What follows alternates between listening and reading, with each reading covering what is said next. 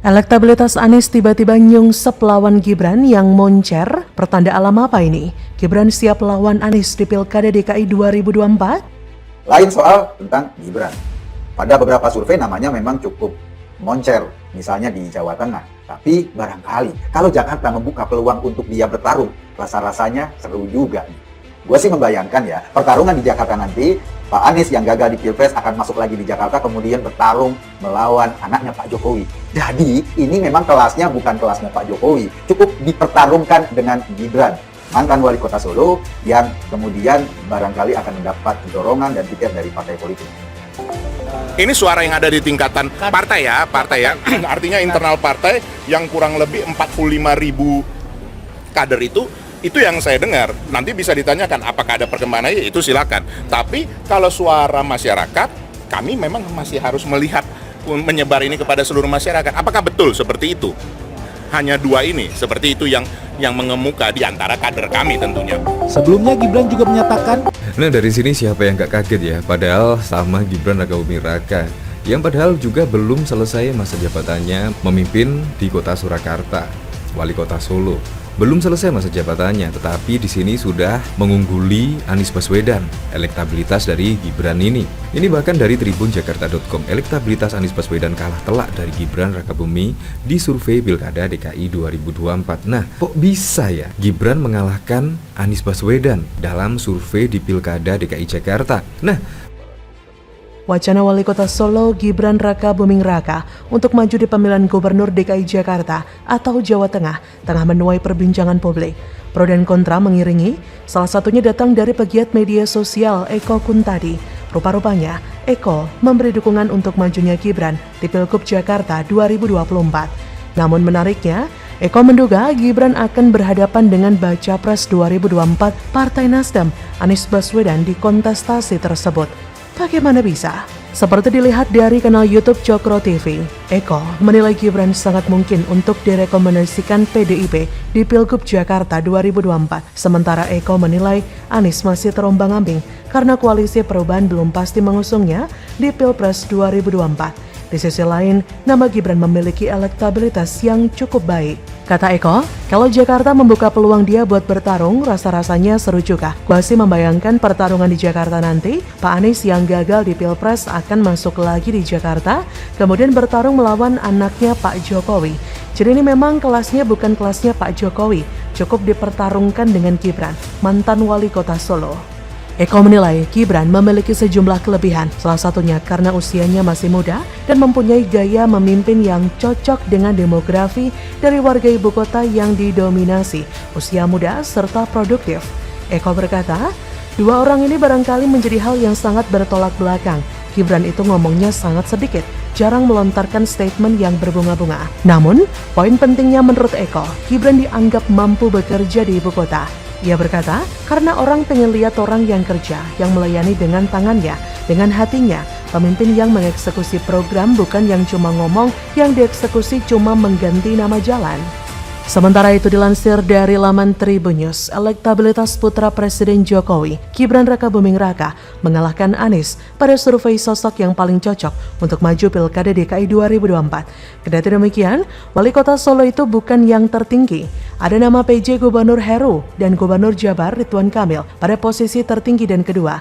Hal itu berdasarkan hasil survei Nusantara Strategic Network. Hasil survei menunjukkan nama PJ Gubernur DKI Jakarta saat ini, Heru Budi Hartono, memperoleh elektabilitas tertinggi dengan 22,5%.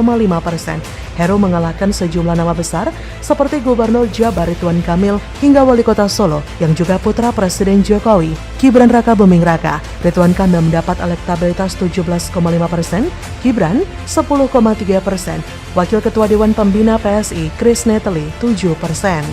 Sementara itu, elektabilitas ex-Gubernur Jakarta Anies Baswedan turun 7,8%, sedangkan wakilnya Ahmad Riza Patria di angka 3,8%. Riani menjelaskan alasan kecilnya elektabilitas Anies yang justru tinggi di survei elektabilitas Capres. Ia melihat ada kemungkinan masyarakat sudah melihat Anies sebagai Capres, bukan lagi cagup untuk 2024. Riani menyebut Anies masih punya kesempatan kembali berlaga di Pilkada Jakarta.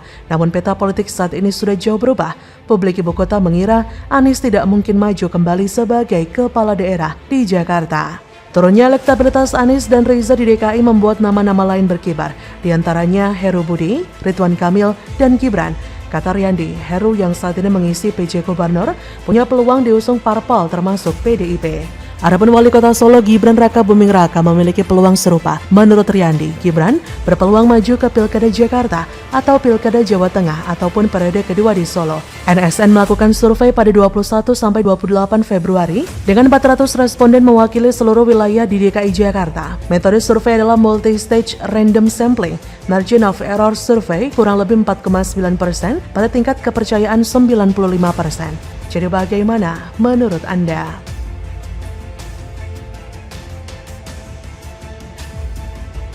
Langkah catur pembalasan Jokowi pada Ganjar dan PDIP yang sabotase gagalnya Piala Dunia, tanda-tanda Jokowi pindah kubu dukung Capres Prabowo, PDIP dan Nasdem ditendang jauh-jauh. Mengenai Pak Prabowo yang naik elektabilitasnya, saya pikir-pikir naiknya elektabilitas beliau itu bukan karena saya, tidak. Ya karena beliau sendiri dan Gerindra. Nah, dalam kasus Pak Prabowo demikian, jadi kita melihat naiknya suara Pak Prabowo di bulan Maret 2023, terutama sejak endorsement Presiden Jokowi kepada Pak Prabowo di acara HUT Perindo. Inisiatif beliau, ya ini saya kira rakyat bisa lihat ya betapa kita kompak, kita harmonis. Tadi presidennya bicara berapa kali harmonis. Kunci rakyat ingin lihat pimpinannya semua kerjasama untuk rakyat. Intinya itu. Saya kira.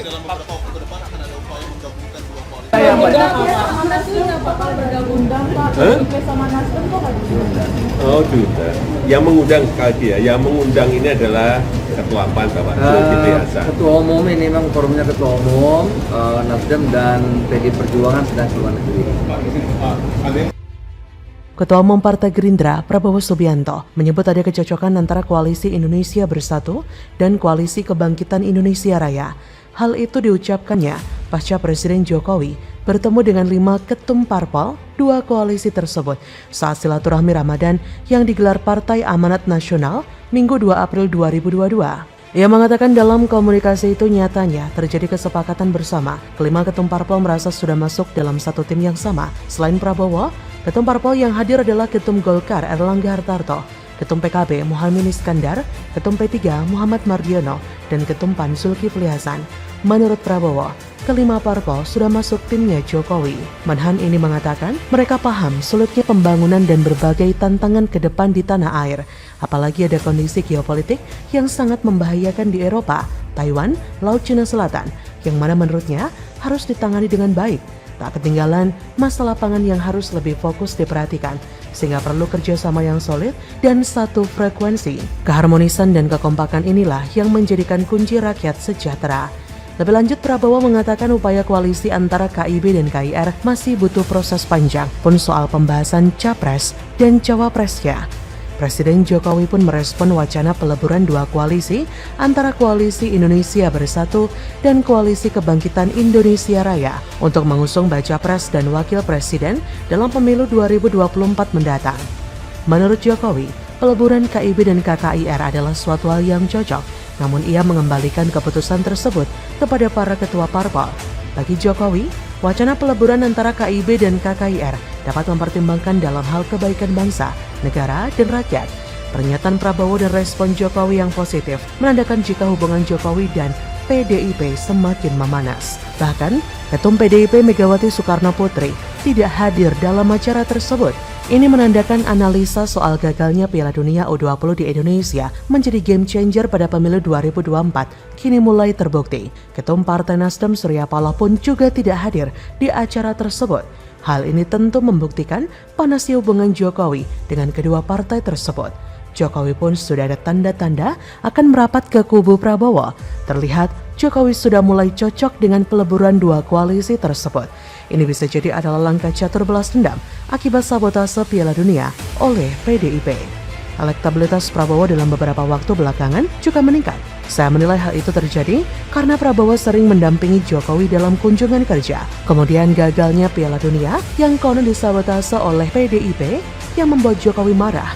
Dan apakah ini yang menyebabkan Jokowi pindah kubu mendukung Prabowo menjadi RI 1 pada 2024? Karena hubungan Jokowi dan PDIP kini semakin tidak harmonis.